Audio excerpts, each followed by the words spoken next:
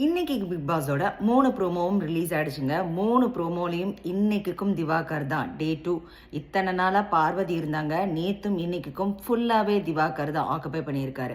First task வந்து big pass வைக்கிறாரு. தூங்குறது, சாப்பிட்றது, திரும்பி அதே பண்ணுறது. அது யார் பண்ணுறா அப்படின்னதும் ரம்யா அவர்கள் எழுந்திருச்சு திவாகர் அண்ட் பார்வதி அப்படின்னு சொல்ல திவாகருக்கு பயங்கரமாக கோவம் வருது. அது பண்ணுறது நீ தான் தூங்கிட்டே இருக்க ரம்யா, நாங்கள் இல்லை அப்படின்னு சொல்ல நீ எல்லாம் ஒரு ஆள், உங்ககிட்ட நான் பேசுகிறேன் பார் அப்படின்னு ரம்யா சொல்ல உடனே திவாகர் அதுக்கு வந்துட்டு உன்னோட தராதரம்லாம் அவ்வளவுதான் அப்படிங்கிற மாதிரி ஒரு வார்த்தையை விட்டுடுறாரு.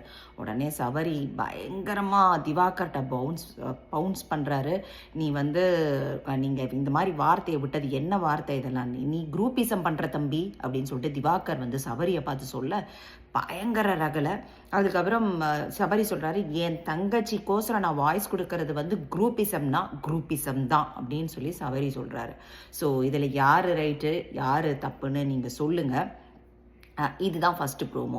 அடுத்தது வந்து ப்ரோமோ டூலேயும் திவாகர் தான் இருக்கார். அவர் வந்து சூப்பர் டீலக்ஸில் எனக்கு உடன்பாடே இல்லை சார், குரூப்பிசம் எல்லாத்துலேயும் குரூப்பிசம் பண்ணுறாங்க, எல்லோரும் சேர்ந்து ஓட் பண்ணுறாங்க, அதே மாதிரி ஃபுட்டும் வந்து கொடுக்கவே மாட்டேங்கிறாங்க, சீப்பாக பிஹேவ் பண்ணுறாங்க அப்படின்னதும் ஓவராக அத்தனை ஹவுஸ்மேட்ஸும் வந்து திவாகர் எதிராக திரும்பிடுறாங்க. என்ன சீப்பாக பிஹேவ் பண்ணாங்க, உங்களுக்கு ஃபுட்டு தராமல் இல்லையா அப்படின்னு சொல்லிட்டு இது பண்ணுறாரு. அப்போ அந்த மாதிரி ப்ரோமோ போகுது.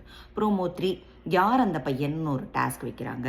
அதில் வந்துட்டு இவங்களுக்கெல்லாம் பேமெண்ட் வேண்டாம், பஸ் சார்ஜே போதும் அப்படின்னு சொல்ல விக்ரம்ஸ் ஏதோ சொல்லியிருக்கார் போல இருக்கு, அது நமக்கு ப்ரோமோவில் காமிக்கலை.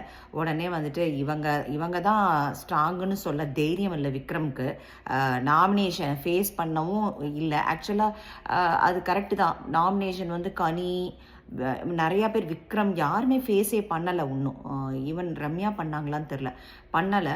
ஸோ அதை அவர் எடுத்து வைக்கிறாரு.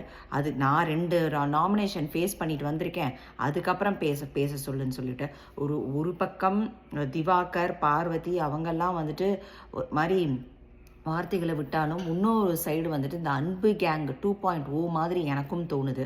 ஸோ 2 சைடுமே வந்துட்டு என்ன சொல்கிறது, ஒரு பேலன்ஸ் இல்லாத ஒரு நிலைமை இருக்குது. யூஸ்வலாக திருப்பியும் அதே தான் சொல்கிறேன், யூஸ்வலாக நமக்கு ஃபேவரட்ஸ் சீக்கிரமாக வந்துடும்.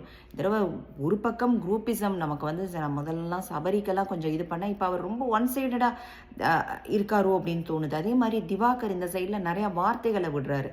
2 பேருமே அவங்கவுங்களோடத கொஞ்சம் பேலன்ஸ் பண்ணிக்கணும். எஃப்ஜே வந்துட்டு வார்த்தைகளை நிறைய விடுறாரு.